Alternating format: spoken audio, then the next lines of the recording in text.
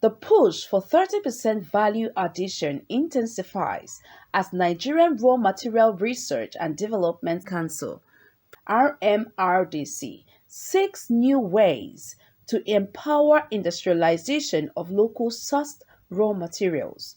Professor Nnanyelugo Ike-Muonso, Director General RMRDC, is optimistic that the 30% value addition will force the flow of global capital into processed technologies and trigger real and true industrialization for Nigeria. This he disclosed in a press interview at the recently concluded NME and NIRAM EXPO 2025 held at Victoria Island, Lagos. And what we believe the rest of the stakeholders should be doing.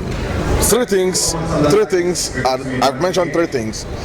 The first is the 30% value addition, which has gone through now the Senate. It's got to the third reading at the Senate and through the first reading in concurrence at the lower house. And it is simple. You do not export raw materials from Nigeria, any raw material whatsoever, without at least having 30% value addition to it. The implication, particularly for this event, is that it is going to force the flow of global capital into process technologies and also trigger real and true industrialization for us. Number two, I mentioned, is that the Raw Materials Research and Development Council now has the full mandate, which has been transmitted to us and approved fully by the Ministry of Finance, for us to implement the guidelines for rebates, for tax incentives to manufacturers that utilize local raw materials in their production processes. Then number three, I also mentioned about the RDPC, is just to be as humble as I can, one of the best equipment development complexes. There we have more than 50 pilot plants and much more coming into place. And we are also pushing for a national agenda, that is national raw material technology, process technology clusters across the country.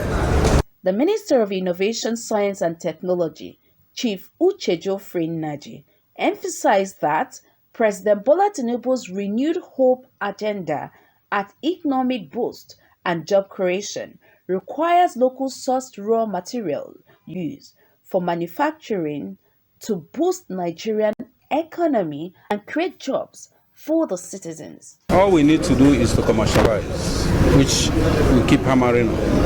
And you cannot get commercialized if you don't have support from the private sector who have the money to fund it. You know, and the president, our president, Bola Tinubu, GCFR, have made it, very clear that any product that is produced in this country at commercial level, importation will be banned automatically.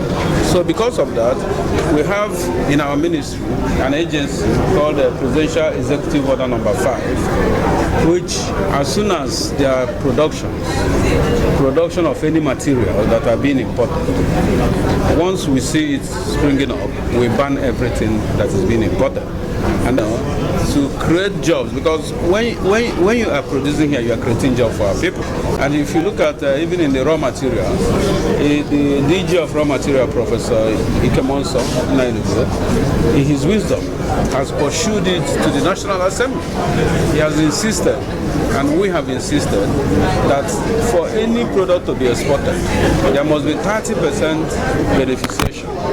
Director General, Manufacturers Association of Nigeria, Segun Ajayi Kadri, while highlighting the importance of the expo, charged participants to take advantage of it and make the best use of the opportunities the expo have to offer. As manufacturers, we must embrace modern technologies, sustainability practices, and adaptive strategies to not only compete locally, but also at the global stage. These discussions and networking opportunities this expo provides will undoubtedly lead to fruitful partnerships and initiatives that will contribute to the growth and diversification of our economy. The event highlighted opening ceremony of the expo and exhibition tour by the minister and other delegates. For the private sector, the message is clear. Manufacturers must embrace innovation, sustainability, and new technologies. The NMEA and NIRAM EXPO 2025 isn't just a trade fair. It's a national call to action to reimagine Nigeria's industrial future through research, policy, and technology. Reporting from Lagos, Mary Jane Weze, MJ Media News.